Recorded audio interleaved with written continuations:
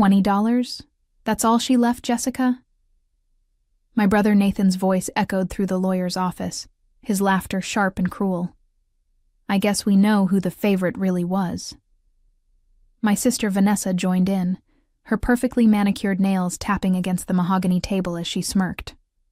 Well, at least now we can stop pretending Grandma Eleanor loved us all equally. I sat there in stunned silence, clutching the small inheritance check that felt like a slap across my face.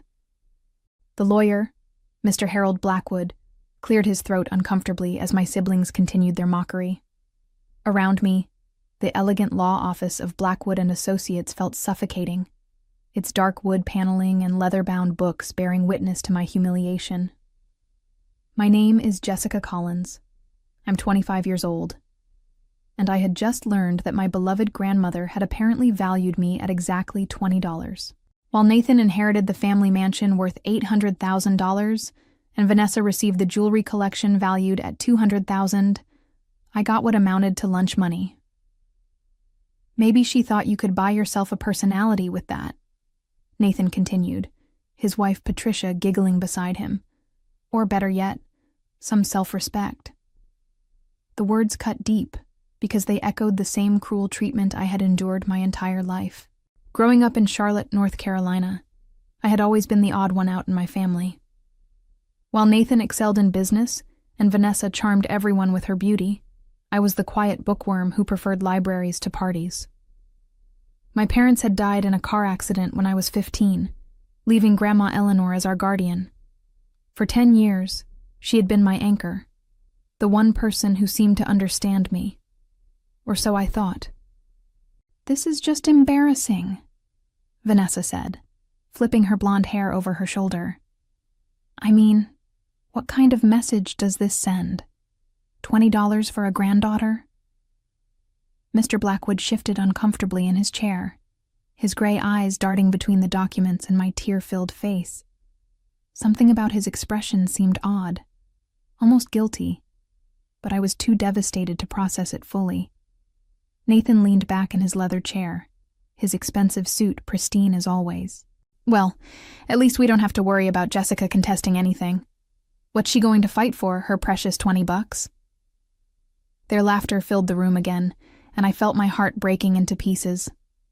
Grandma Eleanor had been the only person who truly knew me, who encouraged my dreams of becoming a teacher, who listened to my stories about my students at Pinecrest Elementary. How could she have done this to me? How could the woman who used to call me her little star leave me with such a devastating message? As I stared at the check, a terrible thought crept into my mind. Maybe I really wasn't worth loving after all. The humiliation followed me home to my tiny apartment in the outskirts of Charlotte, where I spent the rest of the evening replaying the scene over and over. My phone buzzed with messages from Nathan and Vanessa, each text more cutting than the last. Hope you can afford dinner with your inheritance, Nathan had written.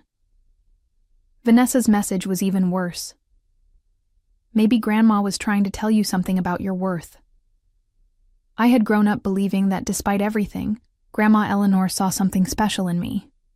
When my parents died, she had stepped in without hesitation, taking 3 grieving children into her sprawling Victorian home on Elm Street.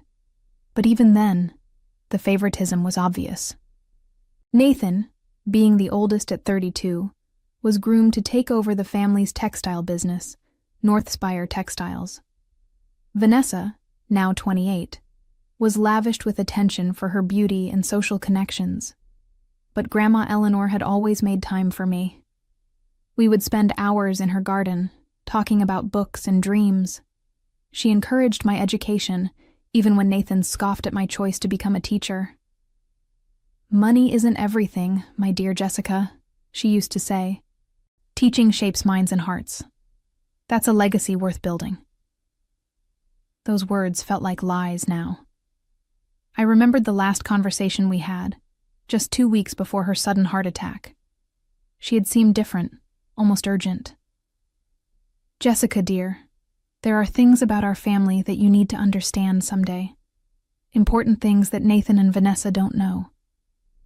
When I asked what she meant, she had simply smiled and said, "All in due time, little star." The phone rang, interrupting my painful memories. It was my best friend Caroline from college. "Jess, I heard about the will reading. Are you okay?" I broke down crying, telling her everything about the $20 and my siblings' cruel laughter. Caroline listened patiently, her voice growing angrier with each detail. "That doesn't sound like your grandmother at all," she said firmly. "The Eleanor I met when I visited always spoke about you with such pride. Remember when you won that teaching award last year? She called me just to brag about you." Her words provided little comfort. The facts were simple. Nathan inherited the mansion and would continue running the family business. Vanessa got the jewelry and would maintain her lifestyle of luxury shopping and charity luncheons. And I got $20, apparently reflecting my true worth in Grandma Eleanor's eyes. That night, I lay in bed staring at the ceiling of my cramped apartment. Teaching supplies scattered around the room I used as a home office. Tomorrow I would have to face my students at Pinecrest Elementary, pretending everything was fine while my world had crumbled. The woman I had loved most in the world had delivered a message that felt like the ultimate betrayal. The next morning brought an unexpected phone call that would change everything. I was grading papers and nursing my third cup of coffee when Mr. Blackwood's voice came through my phone, sounding unusually anxious. "Miss Collins, I need you to come back to my office immediately. There's been a development regarding your grandmother's will." My heart started racing.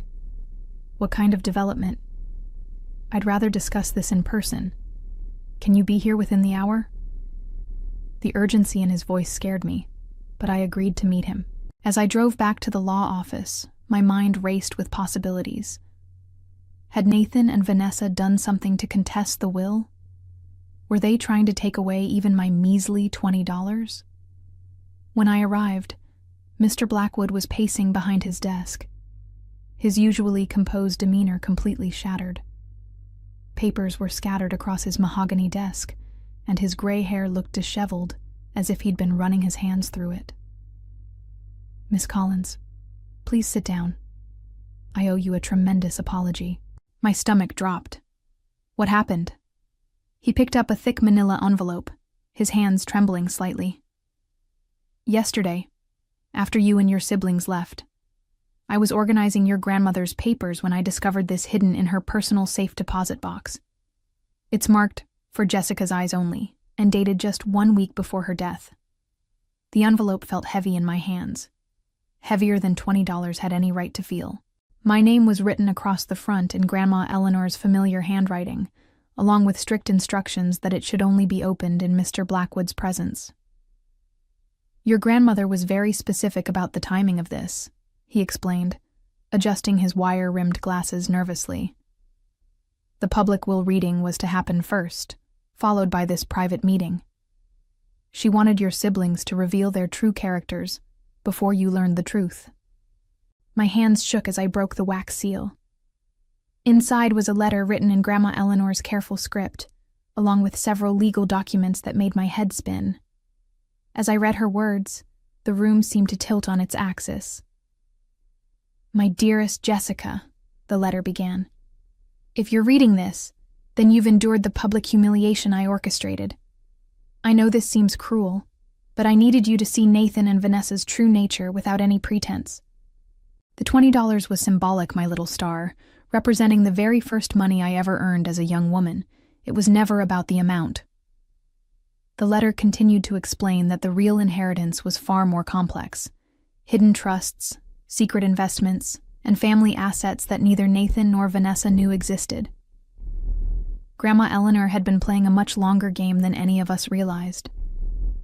Mr. Blackwood watched my face as understanding dawned. "Miss Collins, your grandmother was a remarkably clever woman. She wanted to ensure her true legacy went to the person who would honor it properly." As I continued reading, one phrase stood out above all others. "Everything else is yours, my dear Jessica. Nathan and Vanessa have shown you exactly who they are. Now it's time for them to learn who you really are." The documents in front of me revealed a truth so staggering that I had to read them 3 times before my mind could process what I was seeing. Grandma Eleanor hadn't just left me $20. She had left me everything that truly mattered, hidden behind a web of legal maneuvers that had taken her years to construct. Your grandmother established multiple trust funds starting 20 years ago, Mr. Blackwood explained, spreading the papers across his desk. The mansion your brother inherited? It comes with a massive mortgage and tax burden that will bankrupt him within 2 years. The jewelry your sister received? Mostly convincing replicas. The real pieces are in a safety deposit box registered to you. My head was spinning. But how is that possible? Nathan's been managing the family business for years. Under your grandmother's supervision, yes. But the actual ownership of Northspire Textiles was transferred to a trust in your name 5 years ago. Nathan has been essentially managing your company, though he doesn't know it yet. The letter from Grandma Eleanor explained everything in her precise handwriting. She had watched Nathan grow increasingly arrogant and money-obsessed after college, treating employees poorly and making decisions based solely on profit. Vanessa had become shallow and materialistic, burning through money on designer clothes and luxury vacations without any thought for the future. But you, my little star, the letter continued, remained kind despite how they treated you. You chose a profession that serves others rather than yourself. You've lived modestly and saved your money, never asking me for financial help even when I knew you were struggling. You are the granddaughter I can trust with the family legacy. Mr. Blackwood pulled out another set of documents. There's more, Miss Collins. Your grandmother also owned significant real estate investments across Charlotte, including the building where your school is located. She's been anonymously donating to education charities for decades. All of this now belongs to you, with a total estimated value of $4.2 million. I felt dizzy. $4.2 million. Yesterday, I was a struggling elementary school teacher living paycheck to paycheck, and today I was a millionaire. But the money wasn't what shocked me most. It was the realization that Grandma Eleanor had been testing all of us, watching and waiting to see who we really were when we thought no one was looking. There's one final component, Mr. Blackwood said, his voice growing serious. Your grandmother requested that Nathan and Vanessa be informed of the true situation exactly 48 hours after the initial will reading. She wanted them to have time to show their true colors before learning about their mistake. My phone had been buzzing all morning with messages from my siblings. Nathan had already started making plans to sell the mansion and expand the business. Vanessa was posting pictures on social media of herself, wearing what she thought were priceless family heirlooms. They had no idea they were living in a house of cards that was about to collapse. What happens now? I asked, my voice barely above a whisper. Now, Miss Collins, you decide what kind of person you want to be. Your grandmother has given you the power to either help your siblings or let them face the consequences of their choices. The mansion comes with a $300,000 mortgage that Nathan can't afford on his salary. Vanessa's jewelry is worth maybe $5,000 total. Without the income from the textile business they think they own, they'll both be in serious financial trouble within months. As I sat there processing this information, I thought about Nathan's cruel laughter and Vanessa's cutting remarks. They had shown me exactly how they felt about me when they thought I was powerless. Now the tables had turned completely, and they had no idea what was coming. That evening, I drove past the family mansion on Elm Street, watching Nathan and Patricia through the large windows as they celebrated their inheritance with expensive wine. They had no idea that the mortgage payments would start coming due next month, or that the property taxes alone would consume most of Nathan's salary from what he thought was his textile company. The cruel irony wasn't lost on me. For years, Nathan had mocked my choice to live in a modest apartment while he enjoyed the luxuries of the family home. He had made jokes about my poor teacher's salary and suggested I should have chosen a more practical career. Now I owned assets worth millions, while he was drowning in debt he didn't even know existed. Vanessa had invited me to lunch the next day, probably planning to gloat about her jewelry inheritance. I accepted, curious to see how far she would push her advantage.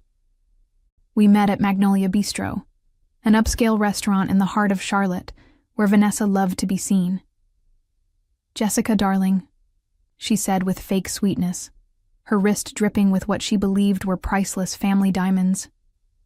"I know yesterday was hard for you, but perhaps Grandma Eleanor was trying to teach you about your place in the family." I sipped my coffee calmly, watching her perform. The jewelry she was wearing so proudly was worth less than my monthly rent, but she had no idea. The real family diamonds were sitting in a safety deposit box that only I could access.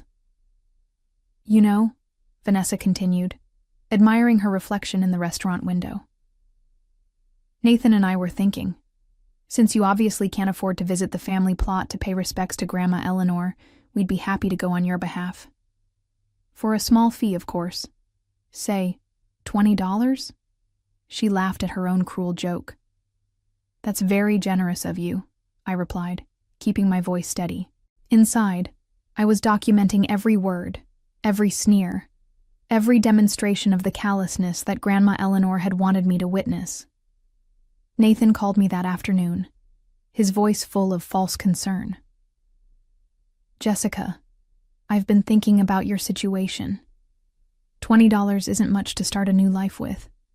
If you need help, maybe I could offer you a job at the textile factory. Nothing fancy, mind you. Maybe packaging or cleaning. Something more suited to your, skill level." The condescension in his voice was breathtaking. He was offering me a minimum wage job at my own company, completely unaware that he was essentially an employee who could be fired at any moment. "I'll think about it," I told him, biting back the urge to reveal the truth right then and there. That night, I met with Mr. Blackwood again to finalize the paperwork. Tomorrow would mark exactly 48 hours since the will reading, which meant it was time for Nathan and Vanessa to learn the truth. But I had been thinking about Grandma Eleanor's final test, and I realized there was one more lesson she wanted me to learn. "Mr. Blackwood," I said as we reviewed the documents, "I want to modify the approach slightly. Instead of just telling them the truth, I want to give them one final chance to show who they really are." He raised an eyebrow. "What did you have in mind?" "I want to call a family meeting. Tell them there's been a complication with the will, that maybe there was an error in the paperwork. See if they'll offer to help me, or if they'll try to protect their own interests." "And if they fail this final test?" I thought about their cruelty, their mocking laughter, their complete lack of empathy for what they thought was my devastating loss. Then they'll learn exactly how much Grandma Eleanor valued loyalty and kindness over greed and pride. The family meeting was set for Saturday morning at Mr. Blackwood's office. I had called Nathan and Vanessa separately, explaining that there might be some issues with the will that needed to be resolved. Both had agreed to come, though Nathan had grumbled about wasting his weekend on Jessica's problems. I arrived early, my stomach churning with nervous energy. Mr. Blackwood had prepared 2 sets of documents, the real ones showing my inheritance, and a fake set suggesting there had been an error that might invalidate parts of the will. We wanted to see how my siblings would react if they thought their inheritances might be at risk. Nathan arrived first, strutting into the office like he owned it. He was already making plans for the mansion, talking about renovations, and possibly converting it into rental properties. "I mean, if there's really a problem with Jessica's $20, that's unfortunate, but we can't let it hold up legitimate business decisions." Vanessa swept in 10 minutes later, wearing what she thought were family emeralds, but were actually costume jewelry worth less than $50. "I hope this won't take long," she said, checking her reflection in her compact mirror. "I have a spa appointment at 2. Mr. Blackwood cleared his throat and began his performance. "Thank you all for coming. I'm afraid there's been a complication regarding the will. It appears there may have been some procedural errors in how the inheritances were documented." Nathan immediately tensed. "What kind of errors?" "The type that could potentially invalidate certain portions of the will," Mr. Blackwood explained carefully. "In the worst-case scenario, the entire estate might need to be redistributed equally among all 3 siblings." The change in the room was immediate and telling. Nathan's face went red with anger, while Vanessa's hand instinctively went to her jewelry as if someone might snatch it away. "That's ridiculous," Nathan snapped. I've already started making business decisions based on my inheritance. You can't just change the rules now. Actually, Mr. Blackwood continued, there's a possibility that if the will is invalidated, everything would be split 3 ways. That would mean Miss Jessica would receive approximately $1.4 million instead of $20. I watched my siblings' faces carefully. This was their moment to show grace, to perhaps express happiness that I might receive a fair share after all. Instead, what I saw was pure, undisguised panic and selfishness. No, absolutely not, Vanessa said, her voice rising. Jessica doesn't deserve anything close to that amount. She didn't put in the work Nathan and I did to earn Grandma's favor. Nathan nodded vigorously. Exactly. If there's really a problem with the will, then we need to fight it properly. Make sure the original intent is preserved. Jessica getting over $1 million would be a complete miscarriage of justice. What if I told you? I said quietly, speaking for the first time since they'd arrived. That I was willing to give up any claim to additional inheritance? That I was happy with just the $20? Both of them looked relieved, but neither offered to share even a small portion of what they thought they'd inherited. Not a single dollar. Not even an acknowledgement that $20 was an insulting amount for a granddaughter who had loved and cared for our grandmother. That would be the right thing to do, Nathan said pompously. It shows you understand your place in the family. Very mature of you, Jessica, Vanessa added with fake approval. Mr. Blackwood looked at me, and I nodded. It was time to end this charade. My siblings had failed their final test so completely that I almost felt sorry for them. Almost. Actually, Mr. Blackwood said, his voice taking on a completely different tone, there is no error in the will. What I've just witnessed is exactly what Eleanor Collins anticipated would happen. He pulled out the real documents, spreading them across the conference table, like a winning poker hand. Miss Jessica Collins, your grandmother left you everything of real value. The mansion Nathan inherited comes with a $300,000 mortgage. The jewelry Vanessa received consists primarily of reproductions. And most importantly, Nathan, you don't own Northspire Textiles. Jessica does. The silence in the room was deafening. Nathan's face went through several shades of red before settling on a sickly pale color. Vanessa's hand flew to her throat, touching the necklace she'd been wearing so proudly. That's impossible, Nathan whispered. Your grandmother spent 5 years transferring assets into trusts designated for Jessica. The real family jewelry, worth approximately $200,000, is in a safety deposit box registered to your sister. The textile company, the investment properties, the charitable foundations. Jessica now controls assets worth over $4 million. Vanessa started hyperventilating. But I've been wearing these pieces to every social event in Charlotte. Everyone knows they're the Collins family jewels. Unfortunately, you've been wearing very convincing fakes. Your grandmother had the real pieces replaced years ago. Nathan slammed his fist on the table. This is fraud. Grandma Eleanor was manipulated. Jessica must have influenced her somehow. Mr. Blackwood's expression turned ice cold. Mr. Collins, your grandmother was of sound mind until the day she died. She documented every decision thoroughly, including her reasons. She wanted to ensure her legacy went to the granddaughter who embodied the values she held dear: kindness, humility, and genuine care for others. I sat quietly, watching my siblings' world crumble around them, feeling a mixture of satisfaction and sadness that it had come to this. The revelation sent Nathan into a fury unlike anything I'd ever seen. He stood up so quickly his chair toppled backward, his face contorted with rage. You manipulative little snake. You knew about this all along, didn't you? Actually, I learned about it yesterday, I said calmly, just like you're learning about it now. Vanessa was frantically pulling off the jewelry, staring at each piece as if she could somehow will them to be real. This can't be happening. I've already promised this necklace to the museum for their charity auction next month. That would be donating fake jewelry to charity, Mr. Blackwood pointed out dryly, which could be considered fraud. Nathan began pacing like a caged animal.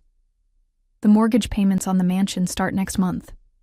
My salary from the textile company barely covers my current expenses. If Jessica owns the company, she could fire me tomorrow. That's an interesting concern, I said, my voice steady despite the adrenaline coursing through my veins. Tell me, Nathan, how would you feel if someone who mocked your worth, called you worthless, and laughed at your pain suddenly controlled your livelihood? His face went white as the implication sank in. Vanessa tried a different approach, suddenly switching to fake tears and sisterly affection. Jessica, sweetheart, we were just playing around yesterday. You know we love you. Family sticks together, right? Like when you suggested I buy a personality with my $20, I asked. Or when you told me Grandma Eleanor was sending me a message about my worth. Mr. Blackwood began organizing the documents. Miss Collins, you now need to decide what to do with your inheritance. You have complete control over the textile company, which means you can choose to retain Nathan as an employee or not. You also own the building your school rents, several apartment complexes, and various investment portfolios. The power dynamic had shifted so completely that the room felt like a different universe than it had just 10 minutes ago. In the months that followed, Nathan struggled desperately to keep up with the mansion's mortgage payments and maintenance costs, eventually losing the house to foreclosure when he couldn't meet the financial obligations. He was forced to take a job at a competing textile company for half his previous salary, his arrogance replaced by the humbling reality of his circumstances. Vanessa discovered that the fake jewelry had damaged her reputation in Charlotte's social circles, and without any real inheritance to fund her lifestyle, she had to move back in with friends and take work as a sales associate at a department store. Both siblings learned too late that their cruelty and greed had cost them everything they thought they valued most. As I sat in Grandma Eleanor's garden on a quiet Sunday evening, watching the sunset paint the sky in shades of gold and pink, I reflected on the incredible journey that had brought me here. The woman I had thought rejected me had actually given me the greatest gift possible. The truth about who my siblings really were, and the confidence to know that genuine love and kindness would always triumph over selfishness and cruelty. The revenge had been sweeter than I ever could have imagined, not because of the money or power, but because justice had finally been served in exactly the way Grandma Eleanor had planned all along.